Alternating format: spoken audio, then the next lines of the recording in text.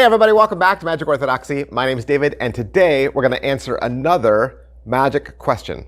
In close-up magic, what are the top 10 effects you could do, but don't involve cards and don't involve coins? Let's look at another magic top 10.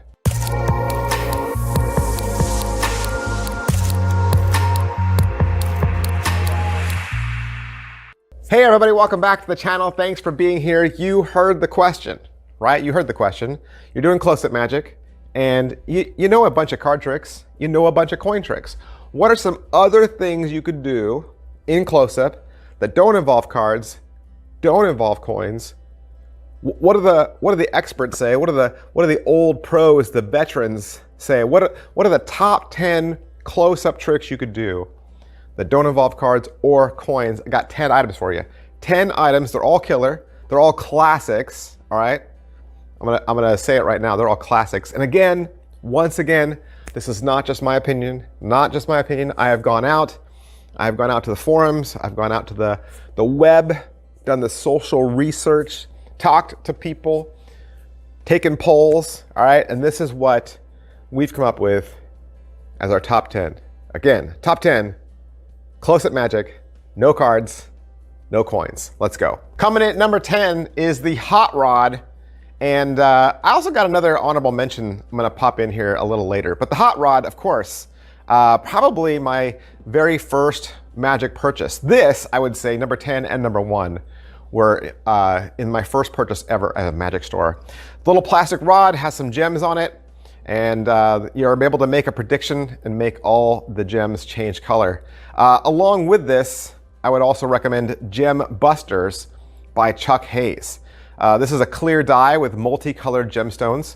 Similar, kind of, a little similar. And the clear die changes into a clear sphere, and the sphere changes into a flat disc. You can usually find it for around $18. Hot rods, though, you can find them in all sorts of shapes, colors, and prices. Number 9, Crazy Man's Handcuffs by Michael Amar. 2 rubber bands, that's all you need. 2 rubber bands around your wrist, and you can do this little miracle anywhere you go. You can find this in lecture notes. You can find this on some videos, some DVDs, but I also know you can find it on YouTube, right? You can find this in a YouTube tutorial for free. So, yeah. Number 8, metal bending. Either metal bending a key or metal bending a spoon. I would recommend a couple of resources. Metal Bending, The Real Work by Patrick Cuffs. There's also Psychokinetic Silverware by Banachek. There's also, if you are looking at key bending, I would say Amazing Key Bender by Xanadu or Flexion by John Allen. There's also a coin bender out there called Ox, the Ox Bender by Manny Lenenfield. That's pretty good. Number 7 is a bill switch. You can either do this as a folding bill switch, and that's usually where you take 100 and change it into a $1 bill, or vice versa, right? You could look at Unfolding the $100 Bill Change by John Lovick. That's a great resource.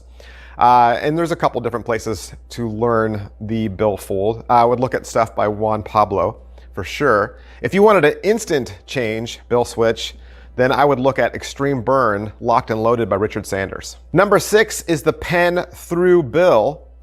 And in that, I would also say key through bill, right? Key through bill or pen through bill, both really good. The classic is gonna be Misled by Timothy Wink, right? I mean, this is the one David Copperfield did on TV, Misled. Pen Through Anything by John Cornelius is also good. The Stealth Pen, it's a DVD that Rick Lax put out. From Penguin Magic, that's really good. And then Key Through Bill, Ignition by Chris Smith is the absolute best. Number 5 is Ring Flite. This is where you're gonna vanish a ring and you're gonna make it appear in some impossible location. Now, there's 2 that I'm gonna say are good recommendations. The best of the best is gonna be Ring Flite Revolution by David Bonsall, and you're gonna find this at Vanishing Ink. But if you want something a little more affordable, I would look at Flite by Steve Thompson.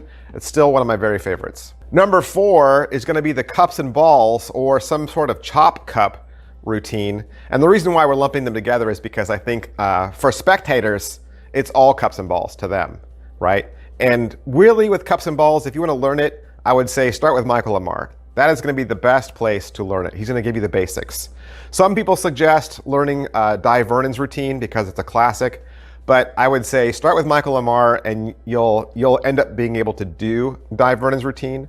Otherwise, I would say look at names like John Mendoza or Kent Gunn or Bob White. For chop cup routines, I would say look at Don Allen and David Roth. All right, we're coming into the top 3, and your number 3 is sponge balls or sponge rabbits. You know sponge balls, you know sponge rabbits. I mean, it's a classic, right? Easy to carry, and it's so much fun for people of all ages.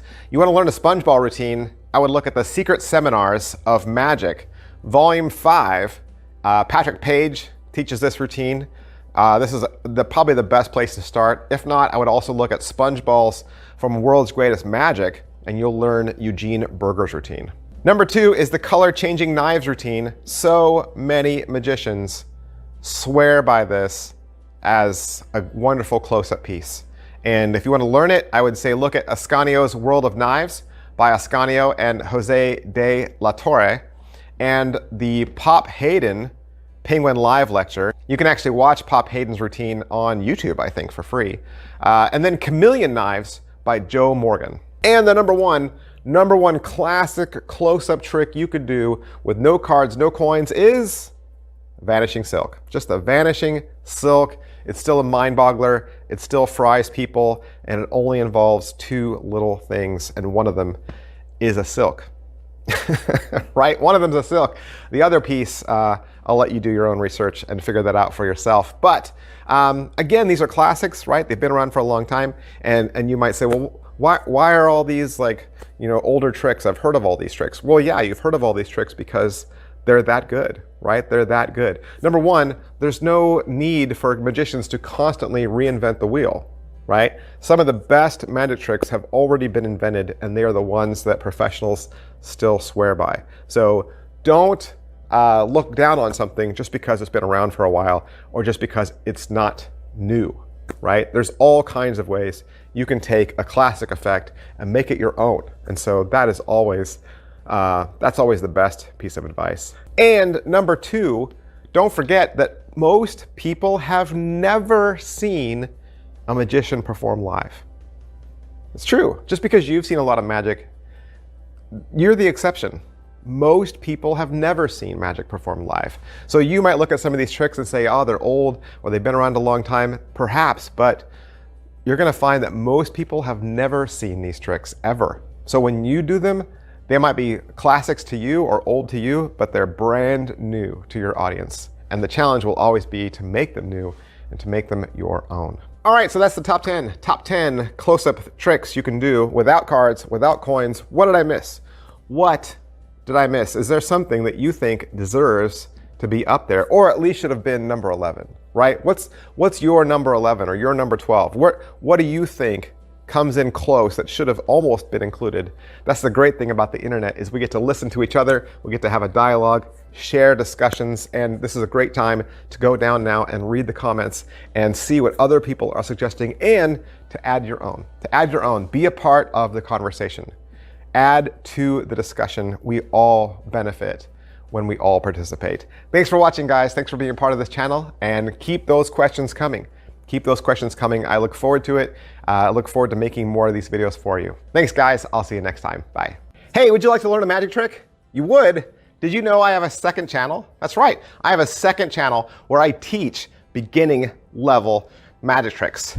Magic Channel Card Tricks is a place that you can go to learn tricks with ordinary items you can find around the house. Paper clips, rubber bands, pens, and of course, decks of cards. I teach beginning level card tricks, simple card tricks, simple card forces that anybody could learn. I also review magic kits. So if you go buy a magic kit from the store, your local Walmart or Target, or you get a magic kit for Christmas, I'll go over exactly what's inside. And I'll even teach you how to perform with some of those tricks that you get inside those kits. Plus, I'm even gonna give you video instruction to very simple, very inexpensive tricks that you can pick up at your favorite magic store. Sometimes you get those tricks and the instructions are just on a tiny little piece of typewritten paper and you have no idea how to do that trick.